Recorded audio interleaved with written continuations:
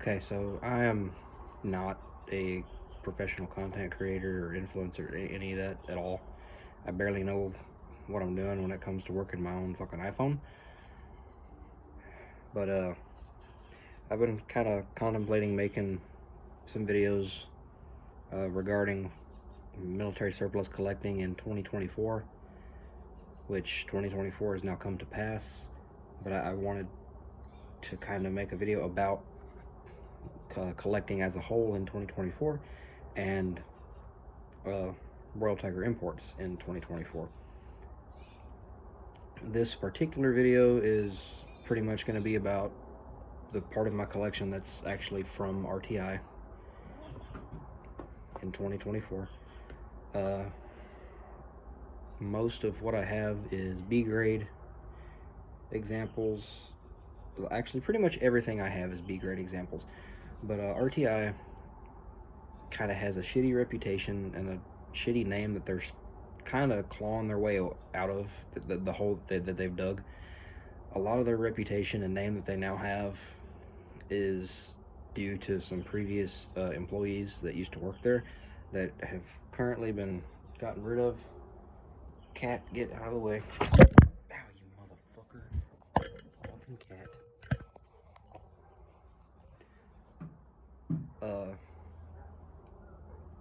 I forget her name, but it was one of the previous customer service reps. Was a terrible, just terrible fucking person. She's a bitch to work with. A lot of people didn't like her. A lot of RTI's problems now mainly are just shipping time and orders being mixed up, and there's only like 2 or 3 people that work in their warehouse.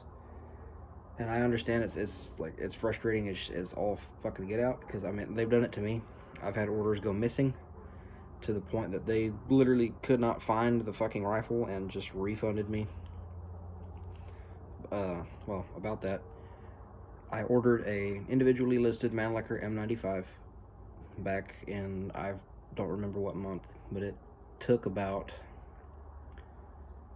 probably almost a month and a half before I got an email saying basically we can't find it, which when I contacted them, it confused them because it was an individually listed rifle, so it should have been set off to the side by itself in its own rack. But I ordered this rifle like a week or 2 before the big shipment had come in for 2024 from Ethiopia that brought in a lot of badass shit. And I think that rifle just kind of got mixed somewhere whenever they were moving stuff around in the warehouse, and is either buried in the warehouse still or got shipped to somebody else. But either way, RTI offered to put the amount, it was like $450, almost $500 for the rifle, plus, after tax and shipping and everything.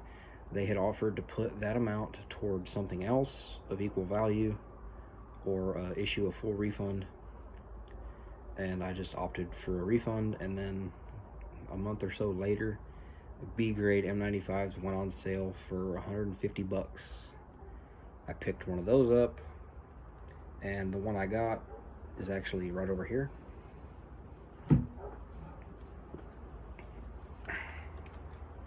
Garand thumb, tip to butt. B grade Mannlicher M95 long rifle, still in 8x50. When I got it, the stock that it was in had shrunk significantly. It looked like a raisin back here. This is a $125 replacement Elmwood stock that I got off of eBay. The stock that was on the rifle was also elm. So, I mean, not much change. Just, this is the handguard that was on the rifle. When I paid $150 for this. I had it shipped to my local FFL. I was expecting a trash bore, so I had actually bought a 1891 Mosin Nagant barrel from, I think I got it from Apex, and I was anticipating having to rebarrel this in 54R. But surprisingly, the bore on this rifle is actually in pretty good shape. It's dark, it's frosted, but there's not really any pitting, and there's still pretty good rifling throughout the entire length of the bore. But this rifle is 99% complete. The only thing missing is the rear sight slider, which is pretty common on damn near every single one of them that the RTI has. But front sight is intact, the stacking rod, the front band, the screw heads are actually in immaculate condition. Like, they really are not marred up at all. Rear barrel band is intact. Screws are in good shape. The only issue with the rear band is the sling swivel is slightly bent. It kind of cocks off to one side. That's really the only issue. Bolt was 100% complete. Extractor is in good shape. It's not broke. I mean, I for 150 bucks, I got a perfectly good, usable Steyr M95. It was shootable the way I got it from RTI. It just looked like shit. I slapped a $125 eBay stock on it, and for about $270-ish, almost $400, I got a really nice M95, actually a little bit cheaper than what RTI was selling the individually listed rifle for. There's a little bit of there's finish wear on the bands, obviously, and at the muzzle.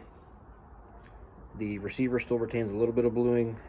The magazine actually does still have a pretty fair amount of bluing. Bolt still needs to be polished. There's a little bit of work that I need to do to this rifle, but I actually took it out and shot 4 rounds through it earlier. Pretty good rifle. M95s tend to be really hard to date because they really weren't dated. They just kind of had an acceptance stamp on the barrel, or a proofing date. This one is almost completely unreadable, so it's either 1913 or 1918.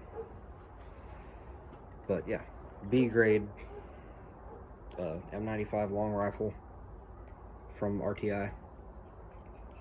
I know Mr. Readiness Reviews has bought probably 2 or 3 of these and done some videos on them, and all of his were terrible.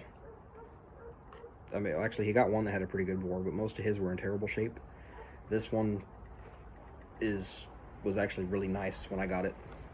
The handguards are actually either the same handguard that was cut for some unknown reason, because the grain does match, or it's 2 handguards that were cut to make as like a field repair, because it is split right here, so this is 2 pieces for the upper handguard. But I made a note in my order saying I don't really care about the bore condition. I expect it to be a sewer pipe. I just asked that as much hardware be present as possible, and for the upper handguard, I didn't pay a hand select fee or anything. I just asked a simple question, like, can you do this? And I received exactly what I asked for, and then some. Like, the bore was pretty great on this rifle, honestly. It's in great condition. This is actually one of my favorites in my collection.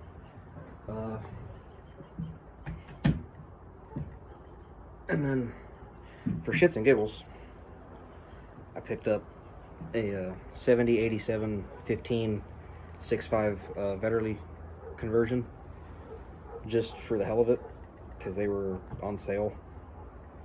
At one point they were $250, then they went on sale for $200, then they dropped down to like $150 at one point, then they went back up to $200, and now I think they're back up to $250. But I got this one for $200. Didn't really say anything. I just made the order, didn't make any notes. Got a 100% complete 87-15, no broken parts. Front sight's intact. You'll notice it has the cleaning rod. They advertise these as may or may not be missing the cleaning rod. More often than not, they are. This one had the cleaning rod in it. The sling swivels aren't broke. They're both present. It is, let's see if I can get it to show up good. It is AOI stamped. So that was a huge plus. I wanted at least one gun in my collection that had the AOI Italian property mark on it. The only damage this rifle had was a small crack. Son of a bitch. Was a small crack in the stock right in here, which I haven't sanded or cleaned up or anything. I just I acroglassed it and ran a thumbtack through the stock to hold pressure on the crack till the acroglass set, and did a little bit of work with a chisel to smooth it out, but I haven't really refinished it or anything, so it's still a little rough looking. And of course the wooden inserts from when they changed from the Vitali magazine system to the Carcano, the glue failed on one of them and it fell out. I just acroglassed it back in. But $200, 100% complete. The bore in this rifle is it has a mirror bore. It looks almost brand new. And from what I've seen, a lot of the people that have actually ordered the 6.5 conversions, even some of the 10.4 Veterli Vitalis, tend to have really good bores. They tend to be in pretty good shape. This one, I kind of became a Veterli nerd after I bought this. I started researching and looking into them. So there's a few different ways that the bolts were converted. This one actually has a separate bolt head that's been pinned, but lockup on this one is actually pretty tight. This is another one that's actually in really good shape. The trigger on the Veterlis is astronomically heavy, but they are, if you get used to the Veterli, they actually are fairly smooth. You can cycle them fairly quickly, fairly smoothly. A lot of people complain how rough they are. They're really not. This one's actually pretty pleasant to cycle. This is actually one of my favorite rifles. This one's an 1886 Tierney. So being 1886, it may or may not have been manufactured as an original pattern 1870 single shot, and then gone through the 87 update to the 4-shot Vitali magazine. Then it would have went through the 1890 semi-smokeless powder, which that was mainly a upgrade to the cartridge, and then the 6.5 conversion in World War I. So this particular Veterli has probably seen every single adaptation that Italy did to them.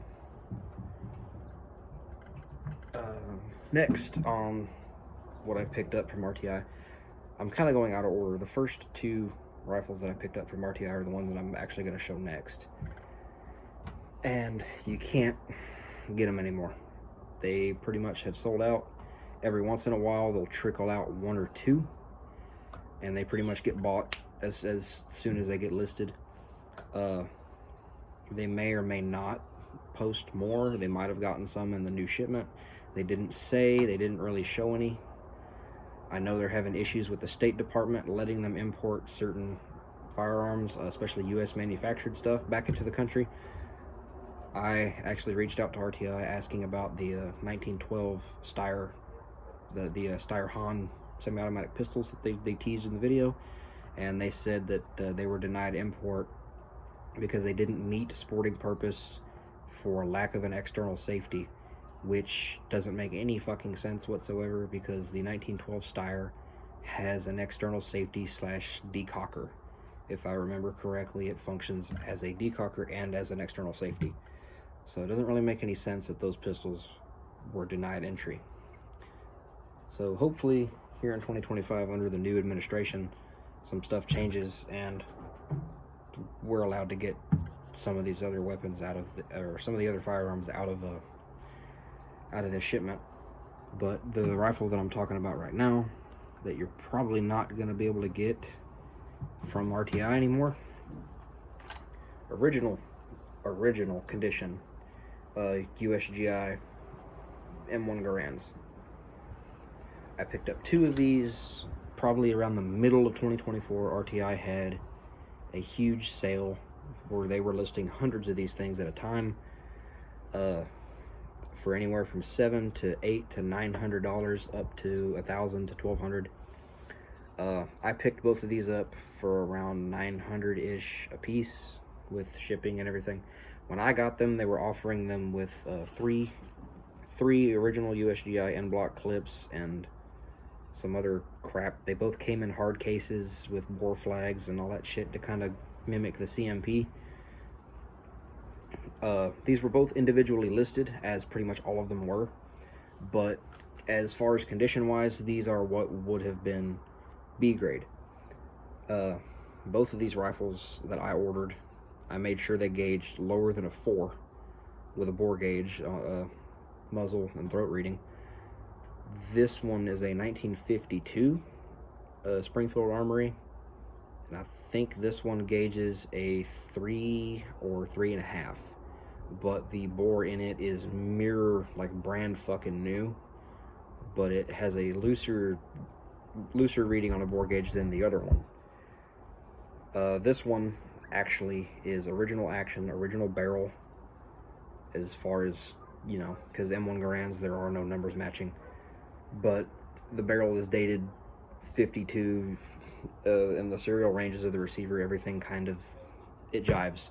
So I'm pretty sure this is an all original off the factory 1952 Springfield M1 that probably went to Korea, came back, and probably got restocked at least. And then in 63, 64, whenever we started sending surplus M1 Garands, carbines, etc. over to Ethiopia as aid, I'm pretty sure this was one that got sent in that batch. So this was basically a brand new M1 that got sent to Ethiopia. And the bore in both of these M1s is immaculate. There was zero rust on either one of them. There was no pitting. The stock on... This is actually the stock off the other one that I bought.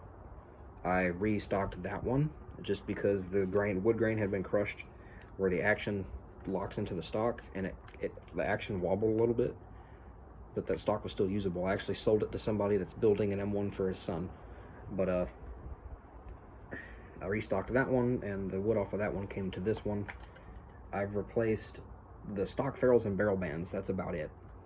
Like, mechanically, both of these M1s were in fantastic condition. They're both very smooth.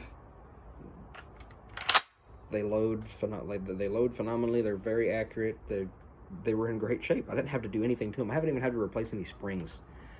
Actually, I take that back. This one is the only one of the two that had a broken part in it. And what was broke was actually the clip ejection spring. The ear that comes out of the... Well, the ear right here, where my finger's at, that protrudes out of the trigger group, had snapped off, and it wouldn't eject an end block. One trip to Ammo Garand online and pretty much solved that, put a new spring in it, and I haven't really had any issues with either one of these M1s at all. That's the 1952 Springfield. The other one that I've got is a 1943 Springfield Armory that was re-arsenaled in... let me look. So this one was re-arsenaled, and they actually electro-penciled the date that it was done on the trigger group. Or no, I'll take that back. It's not on the trigger group. It's on the receiver. Is it on the right or the left?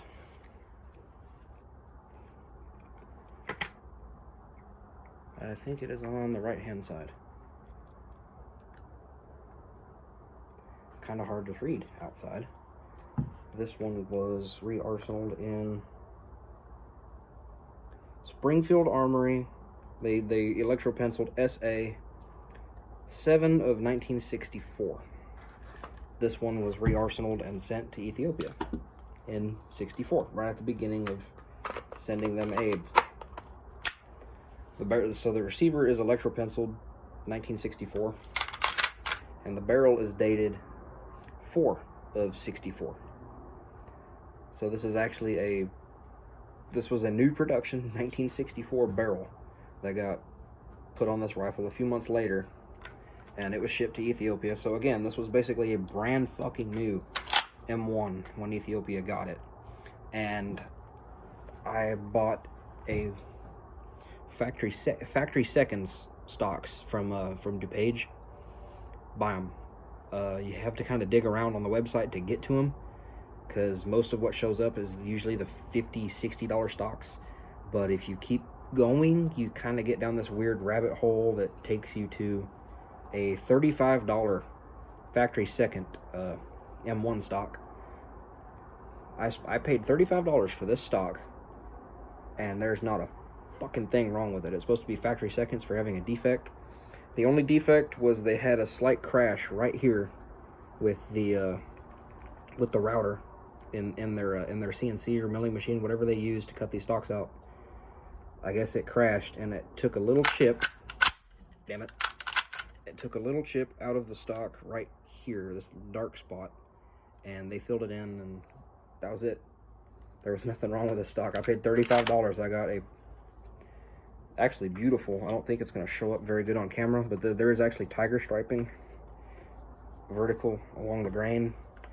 The handguard is like a $17-$18 handguard from, I think, either Sarco or Apex. Walnut. This is birch. This is a birch handguard from Apex. It's a well, not new old stock, but it's old USGI.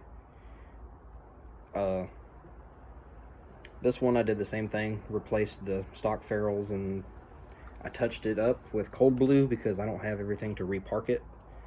So I just touched up the barrel and the receiver with cold blue, and this is an absolutely gorgeous M1 from Royal Tiger that sat in Ethiopia for probably 50-60 years. And it is, of the two, this is actually the smoothest loading, the smoothest cycling. It has the best trigger pull. Like, this thing, this is my baby, and I will never get rid of it. The only thing that I changed out on it really was the trigger guard. I put a milled trigger guard in it and swapped the gas tube retainer, because the 52 had the World War II era round gas tube retainer, and then the World War II one had the later reinforced retainer for the grenade launcher. So I just swapped the two retainers around. They both had the correct sights on them. Actually, no, I took the gas tube off of the 52 and put it on this one too, because that gas tube fit this one better. And then I peened the flutes on the barrel on that one to put the old gas block off of the 43 onto that one. But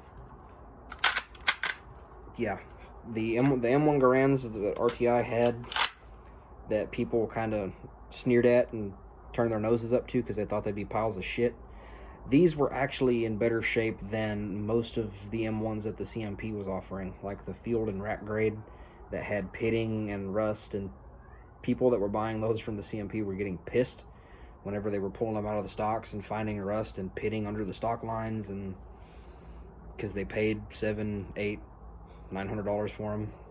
I paid about the same from RTI and got 3 end block clips instead of 1. It came in a hard case and it was in better shape, but it be what it be. The second to last on the list that I have, actually, I did not buy directly from RTI. I found it in a local gun shop for literally the exact same retail price from RTI. The reason that I did not buy it from RTI is because by the time I was in the market for one, they were sold out. RTI did not have any more of them at all. And I got to look at this one firsthand, like actually physically look at it before purchasing, which is kind of an unfair advantage. But I'm still including it because it is an RTI import. It is representative of what they had. And that is a 1917 Remington manufactured Enfield. This one is dated, I've ran the serial numbers, this one's dated 1918. The barrel and receiver are only 2 months away from each other. So this is another one that is, by all accounts, a completely original, like literally over 100-year-old, all original production 1918 dated model 1917 that got sent to Ethiopia. I have a feeling that this rifle probably got manufactured, I forget what month. This thing was manufactured probably about the last 5 to 6 months of World War I. So this thing probably didn't even really see combat. It may or may not. But really what I think happened is this rifle got manufactured, it got slurried, which was the US equivalent of cosmoline. We had some kind of preservative slurry that they would dunk racks of rifles in. So I think this rifle got slurried, put in a crate, and then stuck in a warehouse somewhere. And it probably either was used as a training rifle during World War II or probably stayed in a crate until the 60s, whenever, oh shit, the Ethiopians need guns. So this rifle, looking at the condition of the wood, the condition of the bore, and the bluing on this rifle, looking at the floor plate, the right and left sides of the receiver, the actual stock itself, like if you really get a look at this rifle here, I think was literally brand fucking new, like brand new out of the box, got sent to Ethiopia. This is a 1917 Kerr pattern sling. I don't know if it's original or reproduction. Looking at it, I'm kind of leaning toward original because the coloration of the metal, the stampings, there's a lot of staining in the canvas. It's making me think that this is an original new old stock sling that might have come from the CMP or somewhere like that. It was on the rifle when I bought it, but this is probably one of my literally one of my all-time favorite iterations of the Mauser rifle. And if you've ever owned a Remington 700, a Winchester Model 70, the action, the safety, the action, the cocking shroud, everything on the back of the bolt will look very, very similar, very, very familiar to you. Motherfucker.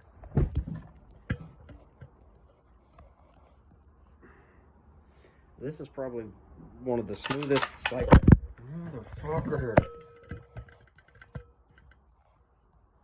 This is probably one of the smoothest cycling bolt action rifles that I've ever handled, and I will probably never in my life sell this rifle. 6 of 1918. January, February, March, April, May, June. I think the barrel was made before the receiver, so I think the barrel is June of 1918. And the receiver is either June, July. I think the receiver is either July or August. I can't remember. Try to get the RTI import to show up. They do import mark their firearms, and it tends to be this very small script, usually on the bottom side of the barrel, which is kind of like the preferred place to mark import marks. The M1s are marked on the side of the barrel because, well, there's a gas tube in the way. Last on the list weighs over 20 pounds, so I gotta move. Bear with me.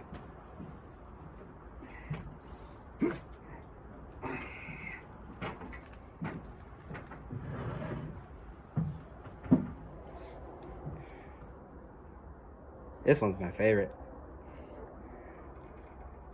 Last on the list of firearms that I picked up in 2024 from RTI is a Bren Mark II. This one is a 1943 Canadian Inglis manufactured Bren. I wanted a Mark I, but by the time I had convinced the wife that I needed it and she would let me buy it, the Mark Is were sold out, and all they had were Mark IIs. And then the Mark IIs sold out, and I was very, very sad. And about a week or two later, they posted that the Mark IIs were back, and they had a $500, what would basically be B-grade kit, because that's kind of my theme here. Everything is B-grade. These were literally the B grade kit. They didn't have a barrel with them. The barrels were cut. There was no magazine and no bipod. But, and I've seen varying levels of condition on these. I've talked to a couple of other people that have bought them, and theirs were pretty rough. I actually lucked out, and I got a very, very nice condition kit. The only damage to mine is this obvious chunk of wood that has been taken out of this Mark III buttstock that I don't really give a fuck about. But in terms of, there's like no pitting, there's really no major rust. There's a little bit of surface rust, but what's coated on this gun is mostly dirt. Pretty much all of the original Parkerizing is here. There's like obvious handling wear, and that's about it. The barrel is a $60 basically B grade barrel from I think I got it from Centerfire.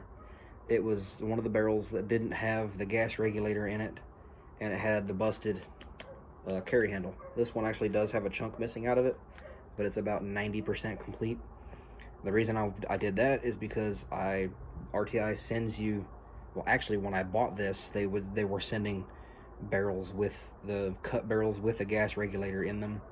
Now they I think they're still in stock, but they aren't offering the barrel they aren't offering the gas regulator. I bought this barrel knowing that I was going to have a gas regulator and potentially a replacement carry handle.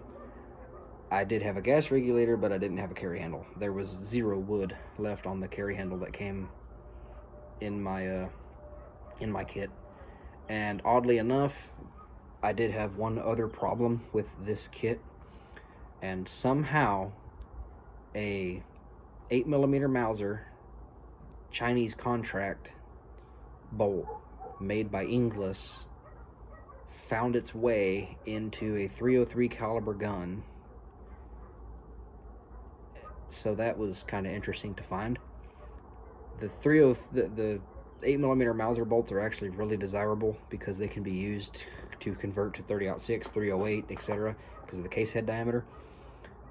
So I kind of accidentally stumbled on a gold mine, but I really didn't give a shit because I have no need for it. I want the gun in 303 because that's the caliber, and I like the nice curvy swoopy boy 303 magazines. So I was talking to a guy that I was going to trade the 8mm bolt with him so he could use that bolt in his ZB30, and he was going to send me a 303 bolt, and then he kind of ghosted me and disappeared, and I haven't heard from him. So I shipped the 8mm bolt back to RTI.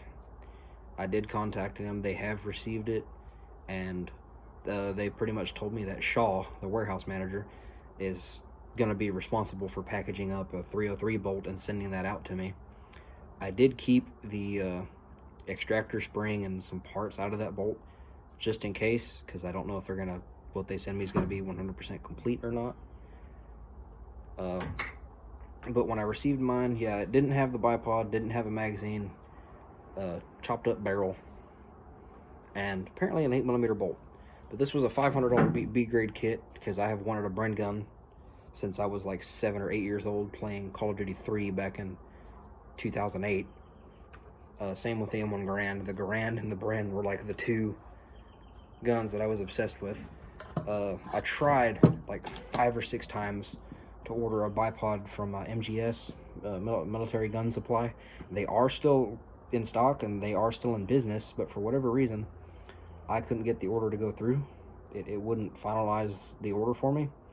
So I got a bipod off of Gunbroker, which actually worked out for me because the bipods that MGS has are the Mark II bipods. This one is a Mark I. I paid like $90 for this, which is a little bit much, but I wanted a Mark I bipod for the purposes of forward, backward folding, the different sling positions, the extendable legs. Like I wanted the nicer bipod. So for $500 for the kit, $90 for the bipod, $76 total, I think, for this Mark II barrel from Centerfire. And I also have a Mark I barrel on the way. It's actually a drill purpose. It's a marked drill purpose barrel, but they're unmodified. The chamber, it hasn't been cut. There hasn't been a stud welded through the chamber, so it's still a live Bren Mark I barrel that's just been stamped DP for drill purpose. I got that for like $100 and something, like $170, $180. It should be here in a couple of days. So whenever that gets here, I'm gonna see what that's like. And magazines, I only have like 4 magazines. I still need to buy them. God damn son of a bitch. I still need to buy like 4 magazines, or I have 4. The magazine carry case or gunner's case holds 12. So 12, 11, 10, 9. I still need to buy like 8 magazines to have the full 12 magazines. I don't have the case, and I really wish I would have bought one years ago, even though I didn't have a Bren, because for like $100 I would have had the case with 12 magazines in it ready to fucking go. And you cannot find them now. I have looked all over the internet for the magazine, the steel magazine case with the 12 mags. Even the empty cases, I can't find them. But yeah, I'm getting a little long in the tooth. This was already a 40-minute video here, but this is a Bren Mark II from RTI. I do need to... RTI, I don't know if it was Uli or who was responsible for it, but if you watch the video, they kind of show you these guns being cut. They marked them. They laid them out with a template, and they marked them in all the best possible, like the perfect places to make these torch cuts. These are, if you get one that's in good shape like mine, these are phenomenal rebuild kits. The MGS and Sarco Apex kits from 5-10 years ago do not hold a fucking candle to these in terms of rebuildability. The Sarco and MGS, not necessarily the trunnion, I forget the actual terminology for it in this particular receiver design. Up in here where the barrel actually locks into the receiver was basically fucking destroyed, where the locking shoulder for the bolt screws into the receiver would be fucking annihilated. They would cut through the rear pinhole. The receivers back then were basically fucking paperweights, and the people that were able to rebuild those deserve the most fucking respect that you can imagine, because they are absolute gun builder gods. These from RTI are cut in the perfect places where a fucking Down syndrome monkey could rewield these with no problems. Let's see if I can get the barrel out of this damn thing. Pull the barrel. The bolt is currently locked to the rear in this one because the only thing holding this together is electrical tape. I cleaned everything up, slid it on the lower, and then just taped it right here to keep it from fucking sliding off. But yeah, they do have a sliding dust cover underneath them. I've heard people say in other videos that you need to open this because it'll jam the gun up. No, you don't. Close the dust cover, cock the gun. Well, that's what happens when you dry fire stuff that's taped together. But when you fire the gun, if you pay attention, the dust cover opens automatically. You don't have to open the dust cover. Pick up my barrel retainer.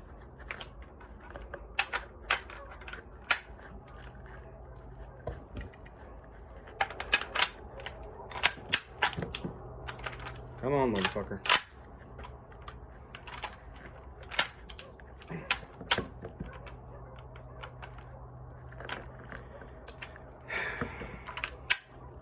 There we go.